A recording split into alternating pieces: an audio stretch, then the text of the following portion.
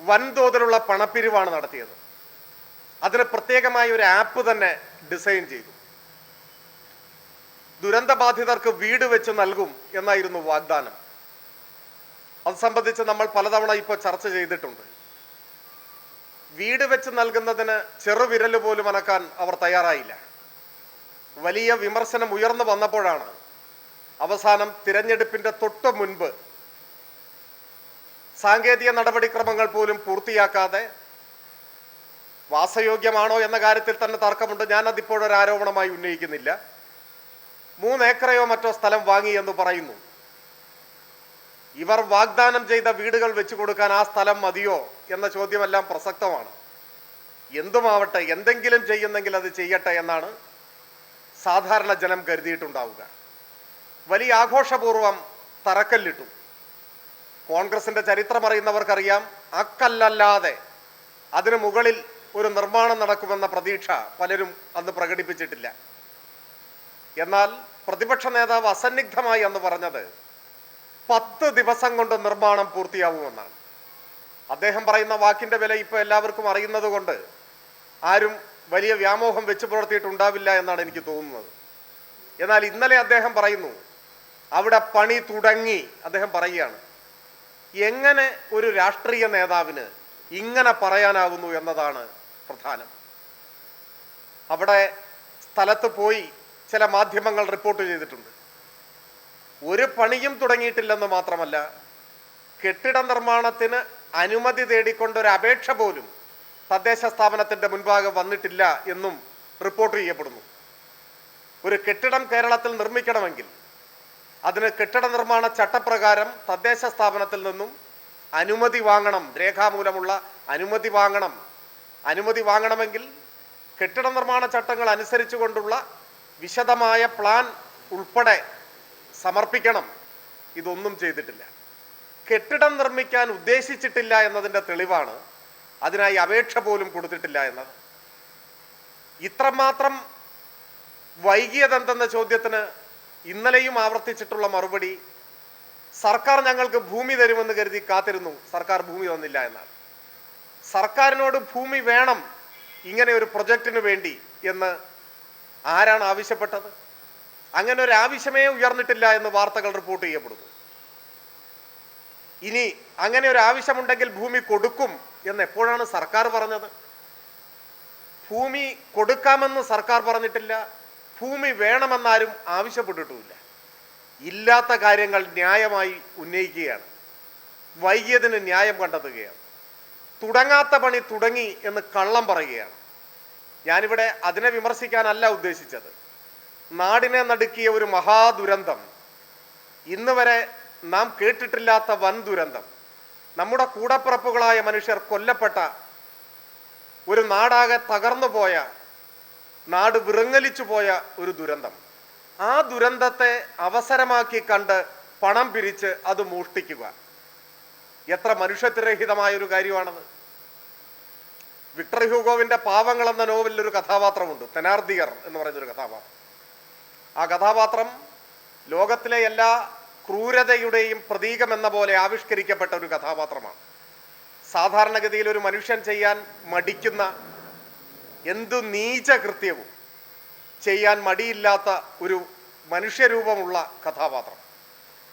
ആ കഥാപാത്രത്തിൻ്റെ നീചമായ മനസ്സ് വായനക്കാരിലേക്ക് പകർന്നു നൽകാൻ ഹ്യൂഗോ കണ്ടെത്തിയ ഉപായം, അയാളുടെ നീചകൃത്യങ്ങളുടെ ആഴം വായനക്കാരന് മനസ്സിലാക്കി കൊടുക്കാൻ വേണ്ടി കൃതിയിൽ ശ്രമിച്ചതായി കാണുന്നത്, യുദ്ധത്തിലും മറ്റും പരിക്കേറ്റ് കൊല്ലപ്പെട്ട യോദ്ധാക്കൾ, അങ്ങനെ കൊല്ലപ്പെട്ട മനുഷ്യരുടെ മൃതശരീരങ്ങൾക്കടുത്ത് ചെന്ന് മരണം ഉറപ്പാക്കിയ ശേഷം ആ മൃതശരീരത്തിൽ നിന്ന് മോഷ്ടിക്കാൻ പറ്റുന്നതൊക്കെ മോഷ്ടിക്കുക, ആഭരണങ്ങളും പണവും ഒക്കെ മോഷ്ടിക്കുക.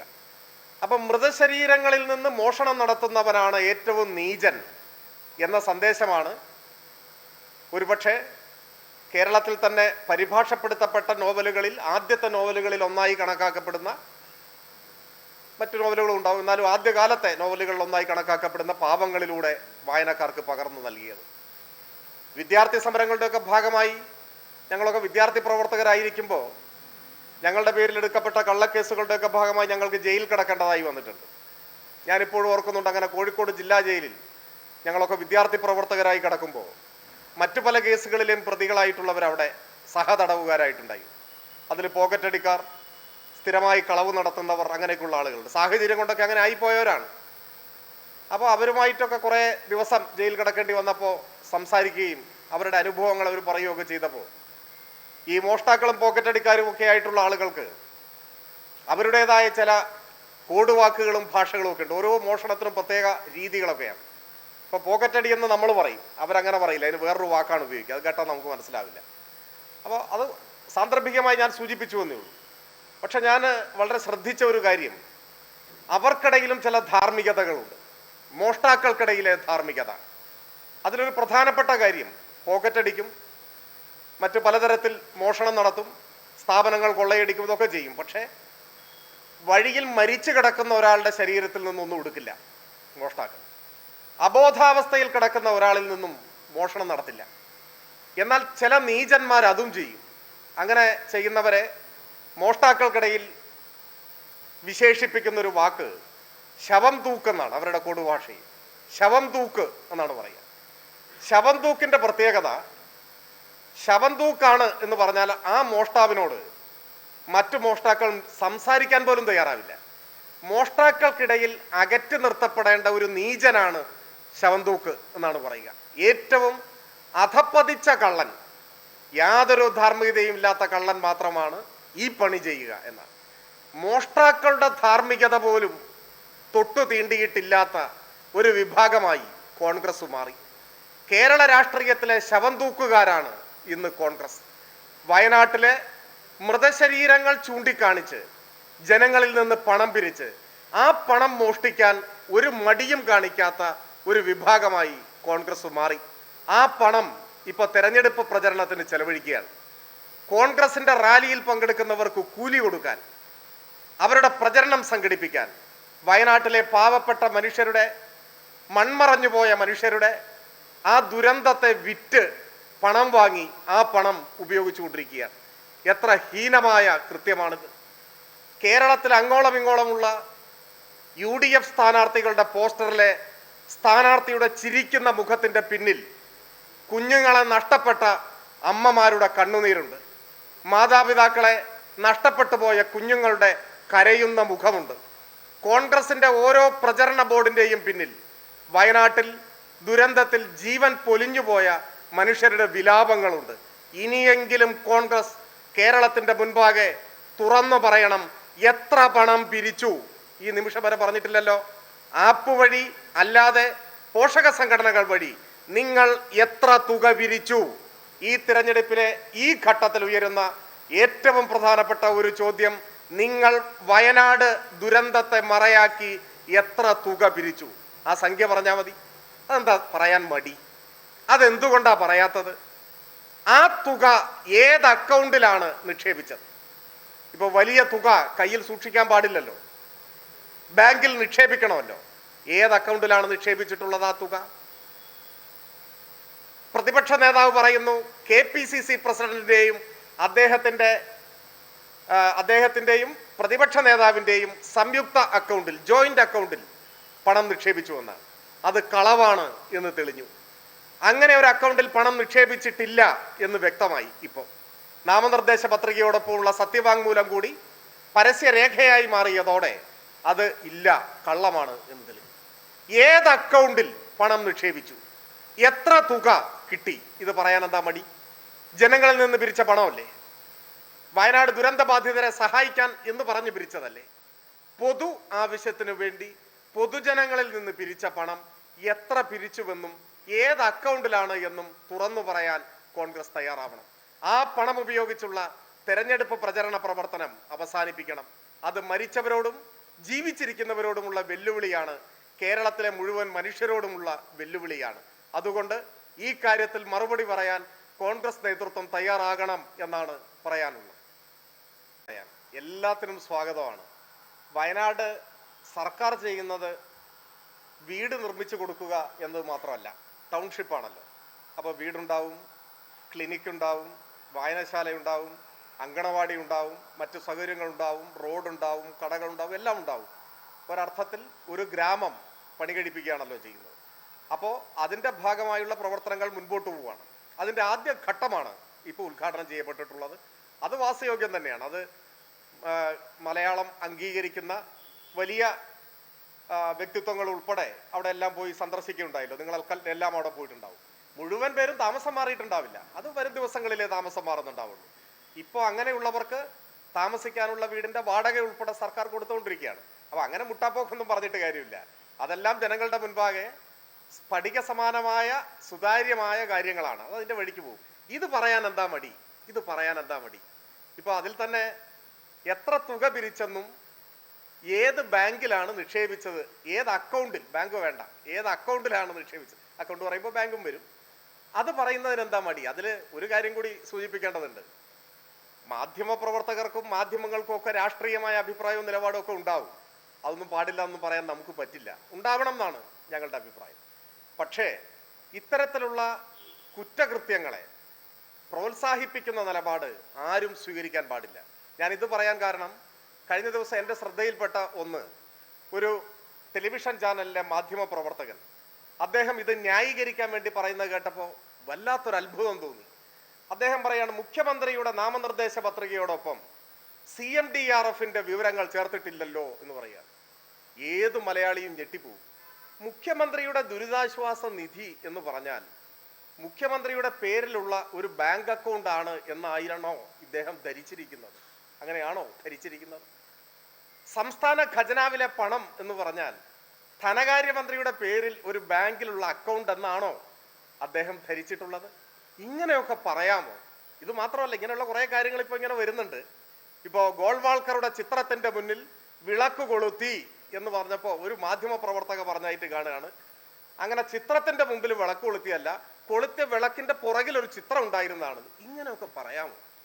ഞാൻ ആരെയും ആക്ഷേപിക്കാൻ ഉദ്ദേശിക്കുന്നില്ല. പക്ഷെ ഇതൊക്കെ കേൾക്കുമ്പോൾ ഇവരുടെ കാര്യം പോട്ടെ, ഇവർക്കോ സാധിച്ചില്ല, ഇവരുടെ വംശപരമ്പരയിൽ പോലും ഒരാൾക്ക് ഒരു ജേർണലിസ്റ്റ് ആവാൻ സാധ്യതയില്ല എന്ന തോന്നലാണ് ഇത് കാണുന്ന മനുഷ്യർക്കുണ്ടാവുക. നിങ്ങൾക്ക് എന്തും പറയാം, നിങ്ങളുടെ അഭിപ്രായങ്ങൾ പറയാം. പക്ഷേ ഇങ്ങനെയൊക്കെ പറയുമ്പോൾ എത്രമാത്രം ചെറുതായി പോകുന്നു. മാധ്യമ പ്രവർത്തനത്തോട് ജനങ്ങൾക്കുള്ള ആദരവ് എത്രമാത്രം ഇടിഞ്ഞു പോകും.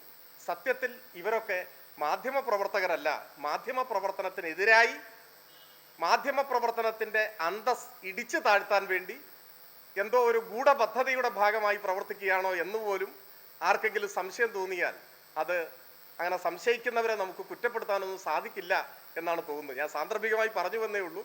ഏതായാലും അങ്ങനെയുള്ളവർ അധികമില്ല എന്ന് നമുക്ക് ആശ്വസിക്കാം.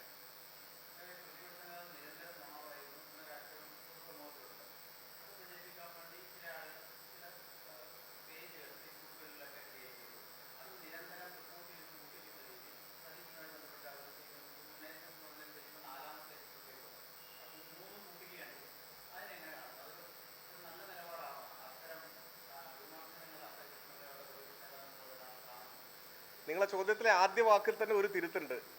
അദ്ദേഹം നുണ പറയുന്നു എന്നുള്ളത് ഒരു ആക്ഷേപമല്ല, അതൊരു വസ്തുതയാണ്. അത് അങ്ങനെ പറയേണ്ടി വരുന്നതിൽ ദുഃഖമുണ്ട്. സാധാരണ പ്രതിപക്ഷ നേതാവ് അല്ലെങ്കിൽ മുഖ്യമന്ത്രി എന്നൊക്കെ പറഞ്ഞാൽ ജനാധിപത്യത്തിലെ ഉയർന്ന ചുമതലകളാണ്. അത്തരം ചുമതലകൾ നിർവഹിക്കുന്നവർ സാധാരണഗതിയിൽ ആദരവർഹിക്കുന്നവരുമാണ്. പക്ഷെ അങ്ങനെ ഒരു ചുമതല വഹിക്കുന്ന ഒരാൾ എന്തുകൊണ്ടാണ് നിത്യവും അടിസ്ഥാനരഹിതമായ കാര്യങ്ങൾ പറയുന്നത്? നമുക്ക് അങ്ങനെ പറയാം. ഞാൻ അദ്ദേഹത്തോടുള്ള ആദരവ് പ്രകടിപ്പിക്കുകയാണ്. എന്തുകൊണ്ടാണ് പറയുന്നത്? അതൊരു പ്രശ്നമല്ലേ? ഇന്നലെ പറയല്ലേ വയനാട് വീടിൻ്റെ പണി തുടങ്ങി, നിങ്ങളെല്ലാം കേട്ടതല്ലേ? തുടങ്ങിയോ? എന്തിനാണ് അങ്ങനെ പറയുന്നത്? എനിക്ക് തോന്നുന്നു അദ്ദേഹത്തിന് അബദ്ധത്തിൽ പോലും ഒരു സത്യം പറയാൻ കഴിയാത്ത ഒരു സാഹചര്യം, ഒരു അവസ്ഥയിൽ എത്തിച്ചേർന്നോ എന്ന് സംശയമുണ്ട്. അപ്പോൾ ഇങ്ങനെയുള്ള കാര്യങ്ങൾ ജനങ്ങളുടെ മുൻപാകെ തുറന്നു കാണിക്കാൻ നവമാധ്യമങ്ങളിൽ ചിലർ ഇങ്ങനെ ഒരു പേജ് തുടങ്ങിയതായിട്ട് കാണുന്നുണ്ട്. എനിക്കത് അറിഞ്ഞുകൂടാ ആരാണ് അത് തുടങ്ങിയിട്ടുള്ളതെന്ന്. എനിക്ക് തോന്നുന്നു സത്യാന്വേഷികളായ ഏതെങ്കിലും ചെറുപ്പക്കാരോ അല്ലെങ്കിൽ നവമാധ്യമങ്ങളിലൊക്കെ ഇടപെടുന്നവരോ ആയിരിക്കും അങ്ങനെ ചെയ്യുന്നുണ്ടാവുക. അത് ആരാണ് അതിൻ്റെ പിന്നിൽ പ്രവർത്തിക്കുന്നതെന്ന് നിങ്ങൾക്കറിയുമെങ്കിൽ പറഞ്ഞു തരണം. മറ്റൊന്നിനുമല്ല, അവരെ അഭിനന്ദിക്കാനാണ്. കാരണം സത്യത്തിന് വേണ്ടി നിലകൊള്ളുക, അസത്യം തുറന്നു കാണിക്കുക, ഏത് ചുമതലയിലിരിക്കുന്നവരും നിരന്തരം അസത്യം പറഞ്ഞാൽ അത് തുറന്നു കാണിക്കേണ്ടതാണ് എന്നത് ഈ കാലത്തെ ഒരു സാമൂഹ്യ സേവനമാണ്. പക്ഷേ അതിനോട് സ്വീകരിക്കുന്ന സമീപനം എന്താ? അദ്ദേഹത്തെ അപകീർത്തിപ്പെടുത്താനോ ആക്ഷേപിക്കാനോ ആരെങ്കിലും തെറ്റായ ഒരു കാര്യം പ്രചരിപ്പിക്കുന്നുണ്ടെങ്കിൽ ഞങ്ങൾ ആരും അതിനെ പിന്തുണയ്ക്കില്ല. വ്യക്തിപരമായ അധിക്ഷേപമോ വ്യക്തിപരമായി ഇകഴ്ത്തി കാണിക്കാനോ അപവാദ പ്രചരണം നടത്താനോ നമ്മുടെ നാട്ടിൽ ആർക്കും അവകാശമില്ല. അതൊന്നും പിന്തുണയ്ക്കപ്പെടില്ല, എതിർക്കപ്പെടും. പക്ഷെ ഞാൻ മനസ്സിലാക്കുന്ന ഈ പേജിൽ അദ്ദേഹം പറയുന്ന ഈ അടിസ്ഥാനമില്ലാത്ത കാര്യങ്ങളും വസ്തുതകളും ജനങ്ങളുടെ മുൻപാകെ കാണിക്കുകയാണ് ചെയ്യുന്നത്. അതിനെക്കുറിച്ച് ഒരു അഭിമുഖത്തിൽ അദ്ദേഹത്തോടൊരു മാധ്യമ പ്രവർത്തകയോ മറ്റോ ചോദിക്കുന്നുണ്ട്. അപ്പൊ അദ്ദേഹം പറഞ്ഞ മറുപടി എന്താ?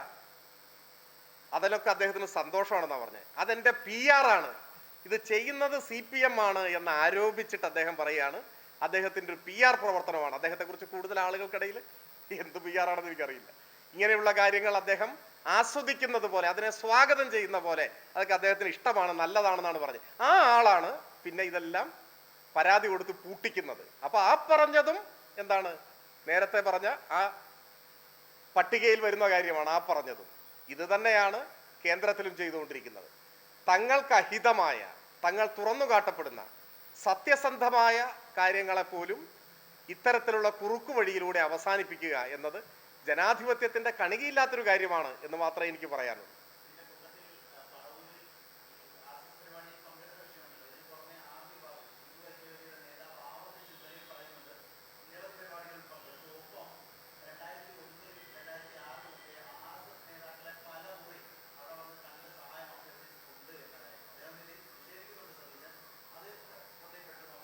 അല്ല, നിങ്ങൾ പറഞ്ഞ ആളുടെ ആരോപണത്തെ ഞാൻ ഏറ്റെടുക്കുന്നില്ല. അദ്ദേഹം ഉന്നയിക്കുന്ന ആരോപണം അദ്ദേഹത്തിൻ്റെ ആരോപണമാണ്. ആരെങ്കിലും ഉന്നയിക്കുന്ന ആരോപണങ്ങളെല്ലാം ഏറ്റെടുക്കുന്ന ഒരു നില ഞങ്ങൾ ഒരിക്കലും സ്വീകരിച്ചിട്ടില്ല. പക്ഷെ പ്രതിപക്ഷ നേതാവിനെ സംബന്ധിച്ച് നേരത്തെ പറഞ്ഞ പരിപാടിയുടെ പ്രശ്നം ഞങ്ങളെല്ലാം പറഞ്ഞിട്ടുള്ളതാണ്. പക്ഷെ ഒരു കാര്യം നിങ്ങൾ നോക്കൂ, അങ്ങനെ ഒരു പരിപാടിയിലേ പങ്കെടുത്തിട്ടില്ല എന്ന് പറഞ്ഞ ആള് ഇപ്പോൾ സംവാദത്തിന് പോയതാണ് എന്ന് പറയുന്നുണ്ടല്ലോ, സംവാദം ഉദ്ഘാടനം ചെയ്യാൻ പോയതാണ് എന്ന് പറയുന്നുണ്ടല്ലോ. അപ്പോഴും ഒരു മാധ്യമപ്രവർത്തക പറയുന്നുണ്ട് അത് സാധാരണമല്ലേ, സംവാദത്തിന് എല്ലാവരും അങ്ങോട്ടും ഇങ്ങോട്ടും ഒക്കെ വിളിക്കുന്നതല്ലേ? ആണോ? RSSന്റെ സംവാദത്തിന് ജനാധിപത്യ പാർട്ടികളുടെ ഏത് നേതാക്കളാണ് സാധാരണഗതിയിൽ പങ്കെടുക്കാറ്? അല്ലെങ്കിൽ ജനാധിപത്യ പാർട്ടികൾ നടത്തുന്ന ഏത് സംവാദത്തിനാണ് RSSന്റെ നേതാക്കളെ ക്ഷണിക്കാറുള്ളത്? നമ്മളൊക്കെ കേരളത്തിൽ ജീവിക്കുന്നവരല്ലേ.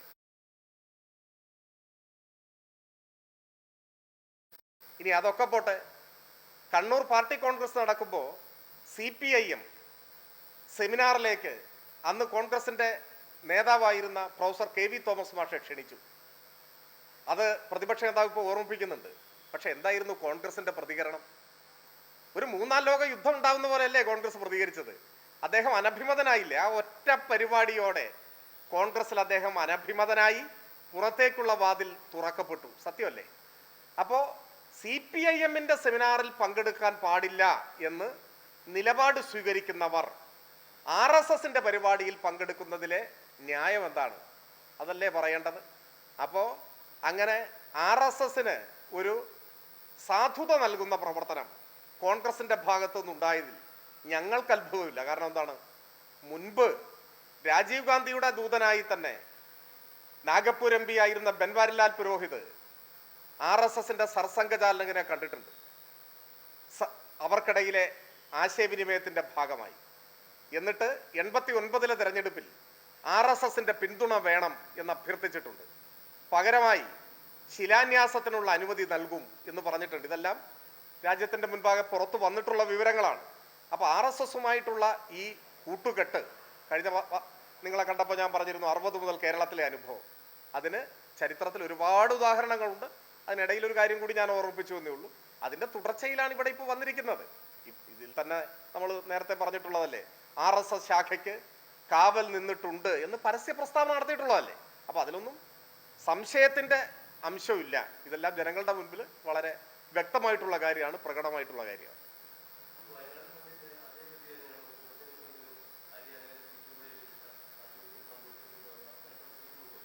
ഞാൻ അങ്ങനെ ഓരോന്നായിട്ട് എടുത്ത് പറയാത്തത് കുറെ നമ്മുടെ മുൻപിലുണ്ട് വസ്തുതകളായിട്ട്. ഇപ്പോൾ കഴിഞ്ഞ ദിവസം അവിടെ ഒരു യുവജന സംഘടന DYFI ഒരു അന്വേഷണ നടത്തം സംഘടിപ്പിച്ചതായിട്ട് കണ്ടു ഞാൻ. വീട് തറക്കല്ലിട്ട് വീടില്ല. കുറെ കാലം കഴിയുമ്പോൾ വയനാട്ടിലേക്ക് മാർച്ച് നടത്തേണ്ടി വരും, ഈ യാത്ര നടത്തേണ്ടി വരും. അപ്പൊ പണം പിരിക്കുക, പിരിച്ച ആവശ്യത്തിന് ഉപയോഗിക്കാതിരിക്കുക, ഇത് കോൺഗ്രസിന്റെ ശൈലിയാണ്. ഇപ്പോൾ കെ എ ദാമോദര മേനോൻ, ലീലാ ദാമോദര മേനോൻ, പനമ്പിള്ളി ഗോവിന്ദ മേനോൻ, ഒടുവിൽ ശ്രീ കെ കരുണാകരൻ, ഇവരുടെയൊക്കെ സ്മാരകം പണിയാൻ വേണ്ടി പിരിച്ച പണം എവിടെയെന്ന് കോൺഗ്രസിൽ തന്നെ പല കാലങ്ങളിൽ പല നേതാക്കന്മാർ ചോദിച്ചിട്ടുണ്ട്. ഇപ്പൊ ശ്രീ കെ കരുണാകരൻ ഈ പട്ടികയിൽ ഒടുവിൽ നമ്മെ വിട്ടുപിരിഞ്ഞ നേതാവാണ്. അദ്ദേഹത്തിന് സ്മാരകം നിർമ്മിക്കാൻ വേണ്ടി എൻ്റെ ഓർമ്മ ശരിയാണെങ്കിൽ 4 തവണ ഫണ്ട് ശേഖരണം നടത്തി. എവിടെയെങ്കിലും സ്മാരകം ഉണ്ടായോ? അപ്പൊ ഇത് പതിവ് രീതിയാണ്. ഞാൻ അതിനെക്കുറിച്ചൊന്നും ഒരു ആരോപണവും ഇപ്പോൾ ഉന്നയിക്കുന്നില്ല, ഒരു വിമർശനവും ഉന്നയിക്കുന്നില്ല. പക്ഷെ വയനാട് അങ്ങനെയല്ല. വയനാട്ടിൽ കുറെ കൂടി, വയനാട്ടിലിപ്പോ കൊല്ലപ്പെട്ട മനുഷ്യർ, ആ ദുരന്തത്തിൽ കൊല്ലപ്പെട്ട മനുഷ്യർ, അത് എത്ര ഹൃദയഭേദകമാണ്. മൃതശരീരത്തിന്റെ അവശിഷ്ടങ്ങൾ ഏറ്റുവാങ്ങി സംസ്കരിക്കേണ്ടി വരിക, DNA സാമ്പിളുകൾ എടുത്ത് സൂക്ഷിക്കുക, ഭാവിയിൽ അസ്ഥിപഞ്ജരങ്ങൾ എവിടെ നിന്നെങ്കിലും കിട്ടിയാൽ ഇതുമായി ഒത്തുനോക്കാൻ. നമുക്കൊന്നും അനുഭവമില്ലാത്ത ഒരു ദുരന്തമല്ലേ അത്? എത്ര വലിയ ദുരന്തമാണ് അത്. പറഞ്ഞ് പണം പിരിക്കുക, മൃതശരീരം വെച്ച് കാശ് പിരിച്ച് ആ പണം തെരഞ്ഞെടുപ്പ് ചെലവിന് ഉപയോഗിച്ചാൽ, ആ പണം പലരുടെയും പോക്കറ്റിലേക്ക് പോയാൽ, അതിൽ മനുഷ്യനെന്ന നിലയിലുള്ള നമ്മുടെയൊക്കെ കേരളീയരുടെ ഒരു അസ്തിത്വമല്ലേ ചോദ്യം ചെയ്യപ്പെടുന്നു?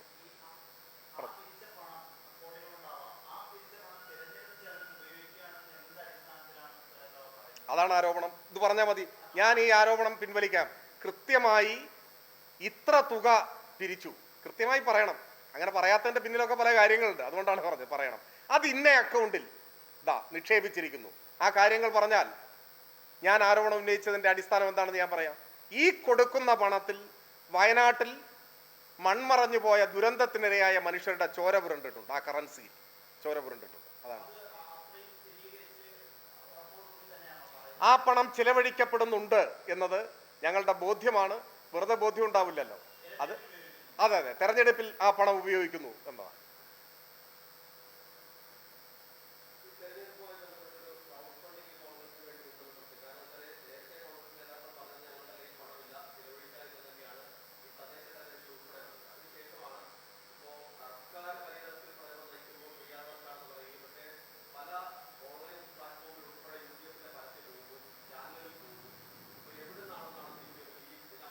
അത് തന്നെയാണ് ഞാൻ ഈ പറഞ്ഞത്. തദ്ദേശ തെരഞ്ഞെടുപ്പ് പറഞ്ഞപ്പോൾ ഈ പണം ചെലവഴിച്ചിട്ടില്ലല്ലോ. ഞങ്ങളുടെ കയ്യിൽ പണമില്ല എന്ന് പറഞ്ഞവർക്ക് ഓണം ബമ്പർ ലോട്ടറി അടിച്ചോ എന്നാ പറഞ്ഞാൽ മതി. ഞങ്ങൾ ഈ ചെലവഴിക്കുന്ന പണം ലോട്ടറി അടിച്ചതാണ്. ഈ പണം ഇപ്പൊ വൻതോതിൽ കേരളത്തിൽ പണം ചെലവഴിച്ചുകൊണ്ട് തെരഞ്ഞെടുപ്പിനെ അട്ടിമറിക്കാനാവുമോ എന്ന പരിശോധനയാണ് നടത്തിക്കൊണ്ടിരിക്കുന്നത്. ഇതിനു മുമ്പ് ഇങ്ങനെ പരസ്യമായി പരസ്യം കൊടുക്കുന്ന നിങ്ങൾ ആരെങ്കിലും കണ്ടിട്ടുണ്ടോ?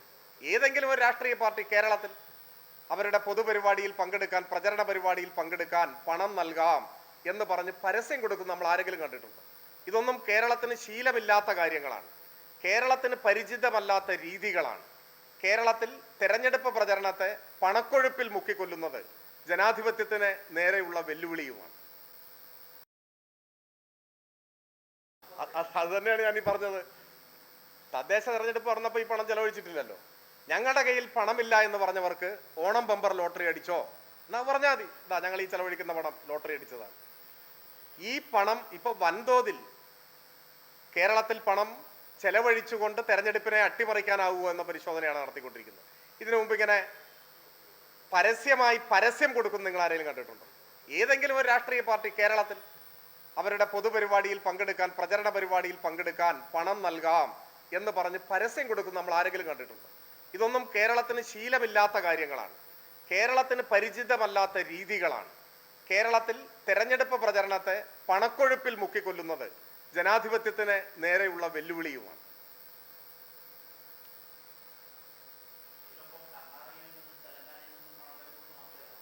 അത് ഏറെ സമയമായിട്ട് നമ്മൾ കേൾക്കുന്ന കാര്യമാണ്. അവിടെ നിന്നെല്ലാം പണം കൊണ്ടുവരുന്നു.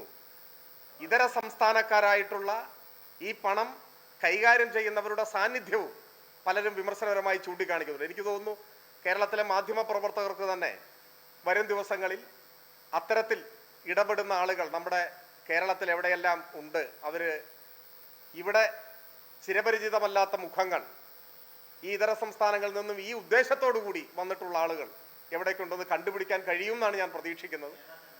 ഏ വലിയ അറിയപ്പെടുന്ന നേതാക്കന്മാരൊന്നും അല്ലല്ലോ ഇത്തരം കാര്യങ്ങൾ ചെയ്യുക.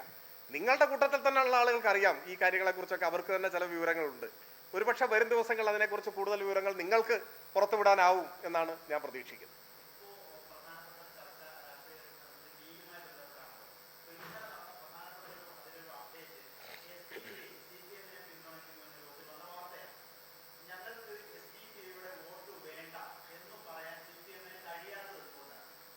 ഇങ്ങനെ ഒരു ചോദ്യം തീർത്തും അപ്രസക്തമാണ് പല കാരണങ്ങളാൽ.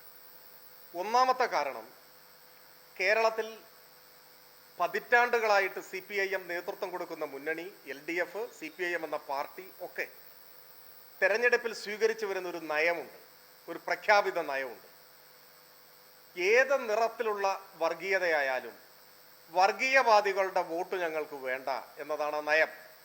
അത് ഞങ്ങൾ എല്ലാ തെരഞ്ഞെടുപ്പിലും നിങ്ങളെപ്പോലുള്ളവർ ചോദിക്കാറുണ്ട്, പറയാറുമുണ്ട്. അപ്പോൾ തുടർന്ന് പോരുന്നൊരു നയമാണ് ഒന്നാമത്തെ കാരണം. 2, CPIMന്റെ ജനറൽ സെക്രട്ടറിയാണ് സംഘടനാപരമായി CPIMന്റെ ഏറ്റവും ഉയർന്ന നേതാവ്.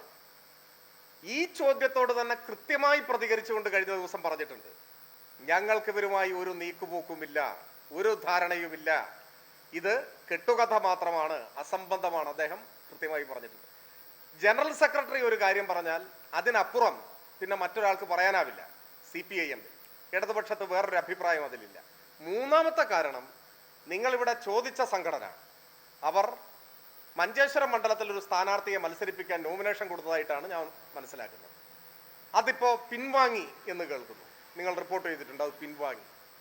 മത്സരരംഗത്തുനിന്ന് പിൻവാങ്ങാനുള്ള കാരണം മുസ്ലിം ലീഗിൻ്റെ നേതാക്കന്മാരുടെ ഉൾപ്പെടെ ആവശ്യത്തിൻ്റെ ഭാഗമായാണ്, സമ്മർദ്ദത്തിൻ്റെ ഭാഗമായിട്ടാണ് എന്നാണ് വാർത്ത, റിപ്പോർട്ട് ചെയ്യപ്പെടുന്ന വാർത്ത. ഞാൻ ചോദിക്കട്ടെ, മുസ്ലിം ലീഗിൻ്റെ നേതൃത്വം അഭ്യർത്ഥിച്ചാൽ കൊടുത്ത നോമിനേഷൻ മരവിപ്പിച്ച് മത്സരരംഗത്തു നിന്ന് മാറുന്ന ഒരു കൂട്ടർ, അവർക്ക് നീക്കുപോക്കും ഡീലും ഉണ്ടെങ്കിൽ അത് ആരുമായിട്ടാണ്? ഈ ചോദ്യം ഇവിടെ ഉന്നയിക്കേണ്ട ഒരു ചോദ്യമേ അല്ല. ഈ ചോദ്യം നിങ്ങൾ ഉന്നയിക്കേണ്ട UDF നേതൃത്വത്തോടാണ്. നിങ്ങളുടെ അഭ്യർത്ഥന പ്രകാരം പത്രിക മരവിപ്പിച്ചിരിക്കുന്നു, അപ്പൊ നിങ്ങൾ തമ്മിൽ എന്താണ് നീക്കുപോക്ക്, ഇടപാട്? ഈ ചോദ്യം അവിടെ ചോദിക്കേണ്ട ചോദ്യമല്ലേ?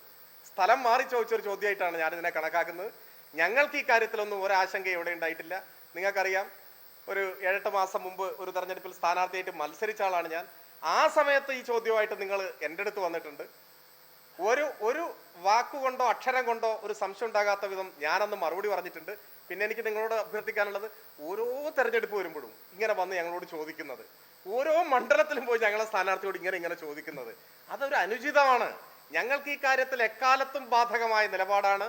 അത് എപ്പോഴും പറയുന്നതാണ്. അത് എല്ലാ ദിവസവും പറയേണ്ട ഒരു ആവശ്യമില്ല.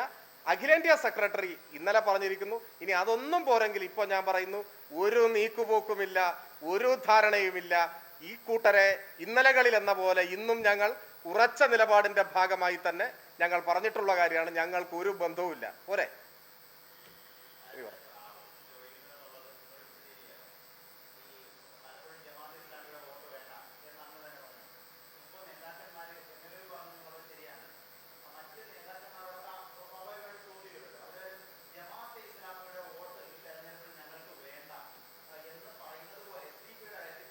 എല്ലാം ഉണ്ടെന്ന്, അതങ്ങനെയല്ല. ഓരോ ആളും ഓരോ ശൈലിയിലായിരിക്കും സംസാരിക്കുക, അല്ലേ? ഓരോ ശൈലിയിലായിരിക്കും സംസാരിക്കുക.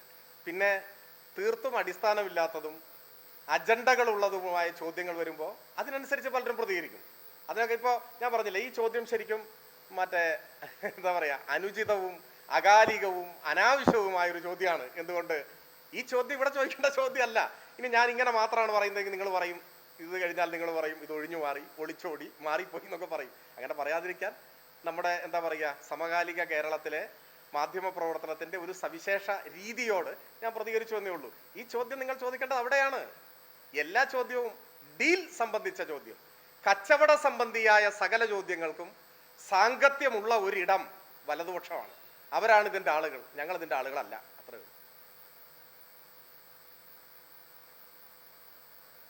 എന്നാൽ പിന്നെ ഇന്ന് അവസാനിപ്പിച്ചേക്കാം. ശരി, വീണ്ടും കാണാം.